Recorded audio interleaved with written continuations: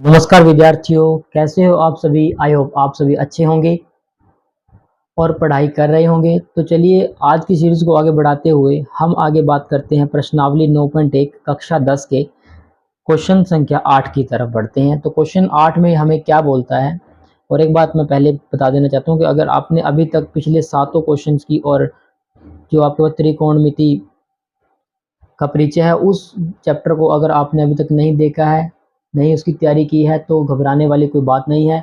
आप आई बटन पर जाकर पिछले सारे क्वेश्चन को रिवाइज कर सकते हैं और एग्जाम के लिए बेटर परफॉर्मेंस दे सकते हैं। तो चलिए समय को बर्बाद ना करते हुए बढ़ते हैं क्वेश्चन नंबर 8 की तरफ। इसकी स्टेटमेंट को हम पढ़ लेते हैं, क्या बोलता है हमें। तो हमें दिया हुआ है एक पेस्ट्रल के शिखर, ठीक है। पेडस्टल आप समझते हो ना कि मान लो कोई जिसके ऊपर स्टैचू आपके पास रखा होता है। तो एक पेडस्टल के शिखर पर एक 1.6 मीटर ऊंची मूर्ति लगी है। भूमि के एक बिंदु से मूर्ति के शिखर का उन्नयन कोण 60 डिग्री है और उसी बिंदु से पेडस्टल के शिखर का उन्नयन कोण 45 डिग्री है। पेडस्टल की ऊंचाई ज्ञात कीजिए। बिल्कुल क्वेश्चन नंबर 7 की तरह है। अभी जो आपने अगर तक वॉच नहीं किया है क्वेश्चन नंबर 7, तो आपको वीडियो के लास्ट में या डिस्क्रिप्शन में आपको उसका लिंक मिल जाएगा। तो आप वहां से क्वेश्चन नंबर 7 को पहले देख के आए। अगर वो क्वेश्चन आपके समझ में आ गया तो ये क्वेश्चन भी उसका, ऐसे कह लो कि उसका सेम ही डिटो कॉपी पेस्ट है। तो चलिए इस क्वेश्चन को करते हैं। तो क्वेश्चन नंबर 8 की स्टेटमेंट को पढ़ के हमें क्या पता चला कि मान लो भूमि के ऊपर कोई पेडस्टल लगा है, ठीक है। मान लीजिए ये कोई वो पेडस्टल है और इसी पे एक लगी है 1.6 मीटर ऊंची मूर्ति। मान लीजिए ये यहाँ पे ये मूर्ति लगी है, इसके ऊपर ये वाली सेम बनेगा वो पॉइंट। तो मान लीजिए वो मूर्ति है ए बी, जिसकी जो लंबाई है ऊंचाई है वो है 1.6 मीटर और बी सी हमें नहीं पता, ठीक है। बी सी, इसको सी नाम दे देते हैं। चलो ये है आपके पास पेडस्टल। अब क्या है, भूमि के एक बिंदु से मूर्ति के शिखर का उन्नयन कोण 60 डिग्री है। देखिए ये है मूर्ति और यह मूर्ति का शिखर, ठीक है। और ये है पेडस्टल का शिखर। तो बी पॉइंट है वो पेडस्टल का शिखर है और जो ए पॉइंट है वो आपके पास मूर्ति का शिखर है। तो मान लीजिए ये वो बिंदु है डी, ठीक है। ये वो बिंदु है डी जहां से मूर्ति के शिखर का उन्नयन कोण 60 डिग्री बनता है और पेडस्टल के शिखर का उन्नयन कोण 45 डिग्री बनता है। तो चलिए ड्रॉ कर लेते हैं। मान लीजिए मूर्ति से ये कोण बना 60 डिग्री का और पेडस्टल से कोण बनता है कितने का, 45 डिग्री का। और ये इसको तल को मिला देते हैं इसकी भूमि की, ठीक है। तो अब आपको क्लियर हो गया होगा डायग्राम। ये 90 डिग्री का एक समकोण त्रिभुज बन रहा है। यहाँ पे ये आपको दिया हुआ है कितना, ये आपके पास 45 डिग्री और ये बड़े वाला कोण जो है जो मूर्ति के शिखर से बन रहा है वो है आपके पास 60 डिग्री। देखिए पीछे वाला जो क्वेश्चन था सेम इसी तरह किया था हमने, सेम ऐसा ही क्वेश्चन यहाँ पे बन रहा है।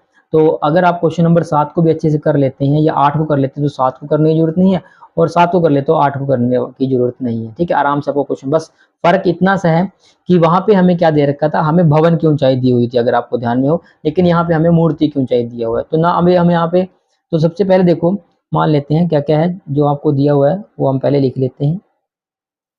तो आपको क्या क्या गिवन है, तो आपको दिया है ए बी, है ना। आपको दिया है मूर्ति की ऊंचाई,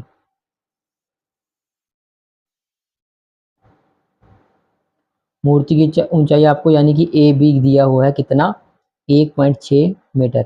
आपको बी सी नहीं दिया हुआ, बी सी जो है किसकी, पेडस्टल की ऊंचाई, ठीक है।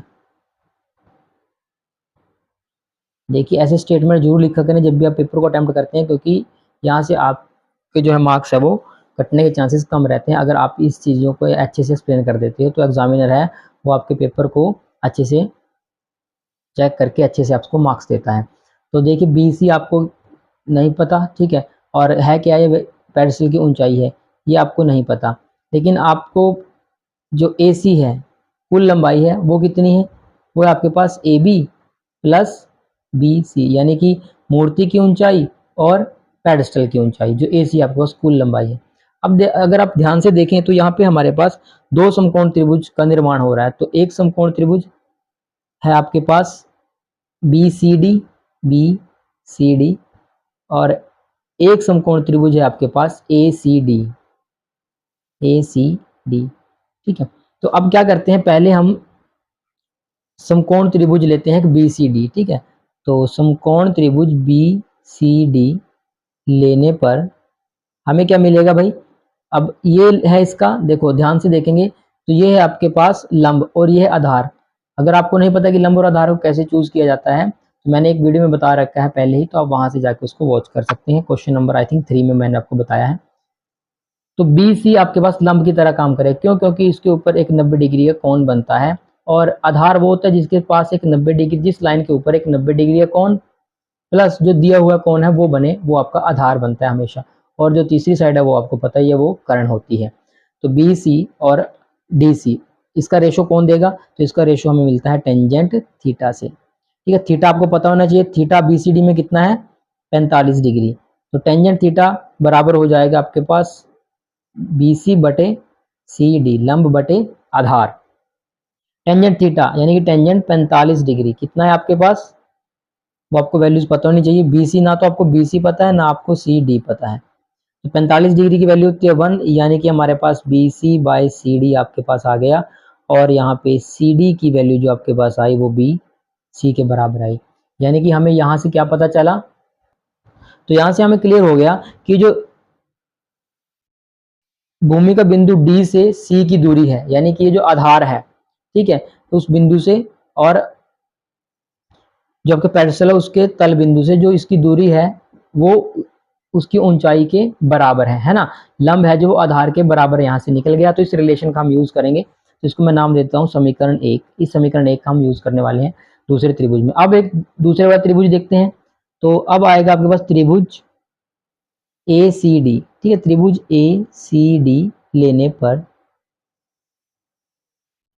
जब ACD त्रिभुज लेंगे तो हमें क्या पता है, यहाँ पे भी देखो कौन से वाली रेशो का यूज होगा, कौन से त्रिकोणमितीय अनुपात का प्रयोग करेंगे हम।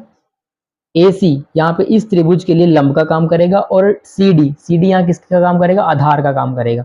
तो यहाँ पे फिर वही, और कोण कितना दिया हुआ, थीटा कितना है आपके पास 60 डिग्री का, तो थीटा है आपके पास 60 डिग्री, ठीक है। तो इसका यूज करेंगे, तो टेंजेंट थीटा बराबर क्या हो जाएगा, लंब। लंब कितना है आपके पास AC बटे CD। क्लियर है यहाँ तक? तो आगे देखिए, टेंजेंट 60 डिग्री का मान कितना होता है आपके पास, वो रखेंगे। और AC मैंने अभी पीछे बताया था आपको, AC जो होगा वो क्या होगा, AB प्लस BC के बराबर। तो हम AC को लिख सकते हैं AB प्लस BC बटे CD। यहाँ से आपके पास टेंजेंट 60 डिग्री का मान कितना होता है भाई, टेंजेंट 60 डिग्री का होता है वर्गमूल 3 बराबर आपके पास आ जाएगा AB की वैल्यू हमें पता है, ठीक है। मूर्ति की ऊंचाई हमें पता है कितनी है, 1.6 मीटर। तो 1.6 जमा BC डिवाइड बाय CD। तो अगर आप ध्यान से देखें, अभी रिलेशन निकाला था, CD को हम क्या लिख सकते हैं, BC लिख सकते हैं। तो यहाँ से BC का मान आ जाएगा, तो CD को हम क्या लिखेंगे, BC। तो यहाँ लिख देता हूँ मैं वर्गमूल 3, CD को क्या पुट करूंगा, BC के ऊपर चला जाएगा, है ना, क्रॉस मल्टीप्लाई से बराबर हो जाएगा 1.6 प्लस BC। अब BC की वैल्यू कितनी है, यहाँ से देखो BC वालों को एक तरफ करो, बाकी को एक तरफ करो, तो हमारे पास आ जाएगा वर्गमूल 3 BC माइनस BC बराबर 1.6। तो वर्ग BC यहाँ से कॉमन, हमारे पास क्या बचेगा, वर्गमूल 3 माइनस 1 बराबर 1.6। तो BC का मान आ गया हमारे पास 1.6 बटे वर्गमूल 3 माइनस 1। ये आ गई हमारे पास BC की वैल्यू। अभी देखो ये वैल्यू थोड़ी अजीब सी लग रही है हमें, है ना, तो थोड़ा कॉम्प्लिकेटेड सा लग रहा है। वैसे यहाँ तक भी करोगे तो आपको फुल मार्क्स दे दिए जाएंगे, कोई मार्क्स आपके कट नहीं होंगे। लेकिन चलो इसको फर्दर आगे कर देते हैं, इसका रैशनलाइजेशन कर देते हैं। तो रैशनलाइजेशन में हम क्या निकालेंगे, इसकी BC की वैल्यू हमारे पास आ जाएगी 1.6 बटे वर्गमूल 3 माइनस 1। रैशनलाइज कैसे करते हैं, आपको क्या करना होता है, जो नीचे हर में आपको दिया होता है उसी को उसके उल्टे साइन के साथ, अगर नीचे माइनस में है तो ऊपर प्लस में, और उसी से डिवाइड कर दो, उसी से आप मल्टीप्लाई कर दो, यानी कि उससे गुना कर दो और इससे भाग कर दो। तो होगा क्या यहाँ से, तो हमारे पास BC की वैल्यू आएगी 1.6 और गुना में हो जाएगा वर्गमूल 3 प्लस 1। अब नीचे देखिए, नीचे क्या है, A minus B A plus B, है ना। तो ये कौन से वाला फार्मूला बन जाएगा, तो ये बन जाएगा हमारे पास A का स्क्वायर माइनस B का स्क्वायर, यानी कि वर्गमूल 3 का स्क्वायर और 1 का स्क्वायर, तो BC की वैल्यू आएगी हमारे पास 1 वर्गमूल 3 प्लस 1 बटे, अब जो वर्गमूल 3 का स्क्वायर क्या होता है, 3 होता है, और 1 का स्क्वायर 1 होता है। तो हमारे पास BC का जो मान आया वो आ जाएगा 1.6 वर्गमूल 3 प्लस 1 बटे 3 में से 1 गया 2, यानी कि कितना आया आपके पास 0.8 वर्गमूल 3 प्लस 1। तो ये आ गया इतने मीटर। तो आप क्या लिखोगे, लास्ट में एक लाइन लिखेंगे हम, अतः BC क्या था आपके पास, BC यानी कि किसकी ऊंचाई, पेडस्टल की, ठीक है, पेडस्टल की ऊंचाई कितनी आई आपके पास 0.8 वर्गमूल 3 प्लस 1, सॉरी ये वर्गमूल 3 के ऊपर ही है, इसके ऊपर नहीं है, ठीक है, इतने मीटर आपके पास ये आंसर आ जाएगा। ठीक है, तो आई होप क्वेश्चन आपको समझ में आ गया होगा अच्छे से। बिल्कुल मैंने डिटेल में आपको बता दिया है, हर वर्ड को आसानी से एक्सप्लेन किया है। तो अगर आपको क्वेश्चन अच्छे से समझ में आया है तो वीडियो को लाइक करें और अपने साथियों के साथ जरूर शेयर करें ताकि उनको भी इसका लाभ मिल सके। तो बने रहे एबी कोचिंग क्लासेस के साथ। मिलते हैं अगले क्वेश्चन में, क्वेश्चन नंबर 9 को इससे भी आसान तरीके से एक्सप्लेन करेंगे। देखते रहें, जुड़े रहें एबी कोचिंग क्लासेस के साथ। तब तक के लिए पढ़ाई करते रहें। All the very best.